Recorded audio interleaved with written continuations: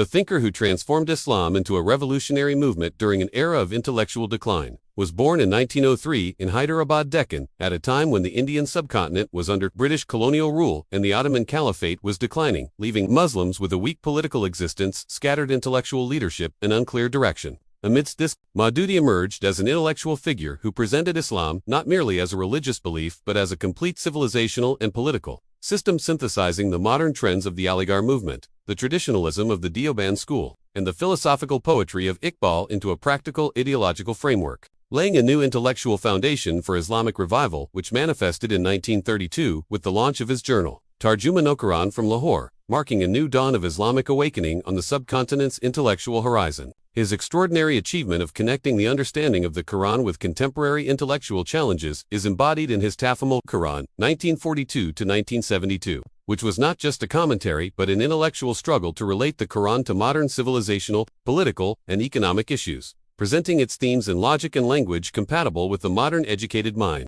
To him, the Quran's purpose was not merely worship or salvation, but a comprehensive message of social justice, political order, and societal reform, introducing the Quran as an intellectual weapon against colonialism, class division, and moral decline, proving that Islam assigns a moral purpose to every human action. His insight exposed the intellectual decline hidden behind the glitter of Western civilization. For after World War II, when Western powers dominated the global order and capitalism, liberal democracy and socialist theories were presented as humanity's saviors. Maududi challenged their foundations in his work Islamic Civilization and Its Principles, 1938. Clarifying that the West had sacrificed spirituality in the name of progress. He viewed Western civilization as modern ignorance that severs man from the Creator and subjugates him to power and pleasure, deeply analyzing the theories of Western thinkers like Karl Marx, Nietzsche, and John Locke, to show that no civilization can endure without human morality and spiritual balance. The concept of an Islamic state held a central position in his thought, as he believed Islam demands not just individual reform but collective justice and moral governance.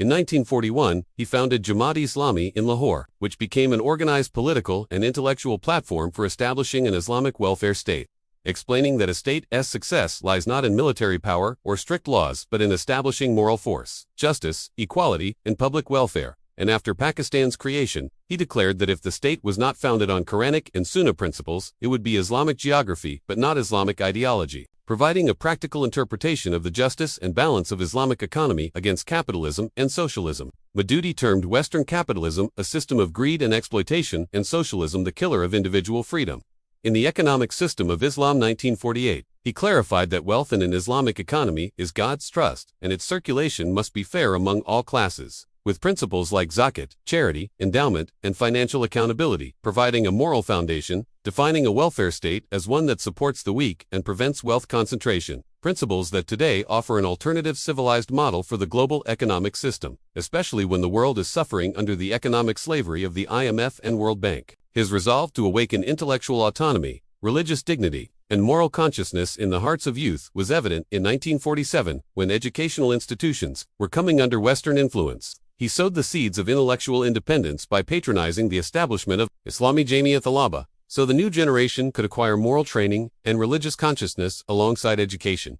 His message being that Islamic revolution is brought about not by the gun, but by the pen, knowledge, character, and perseverance, a philosophy that remains a guide for Muslim youth today, whether in educational institutions in Istanbul, Toronto, Jakarta, or Cairo. The sphere of his intellectual influence in the Islamic world extended from Cairo to Istanbul and Jakarta, as Said Maududi as thought went beyond South Asian borders to become the intellectual foundation for Islamic movements in the Middle East and Africa, influencing leaders like Egypt's Said Qutb, Tunisia's Rached Ghannouchi, and Turkey's Nekmet Erbakan, while his book, Al-Jihad, Fil Islam, 1927, was declared a prominent academic source of Islamic political thought by Al-Azhar University in 1930, and his ideas provided the ideological justification for the principle of supremacy of Quran and Sunnah in Pakistan's 1973 constitution. The moment history witnessed his thought become a symbol of speaking truth against tyranny was in 1953, during the Khatam Nubuwat movement, when he was arrested and sentenced to death, a sentence later commuted under global pressure. This event was a turning point in his life,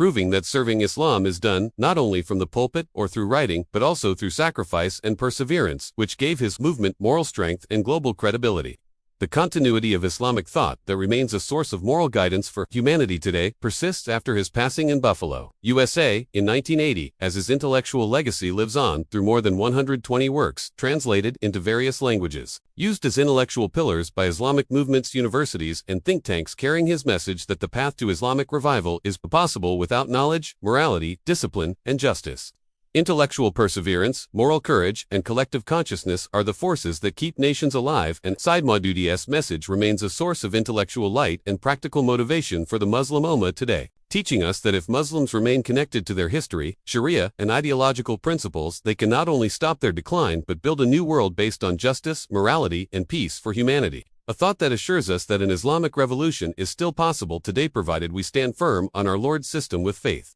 knowledge, discipline, and perseverance.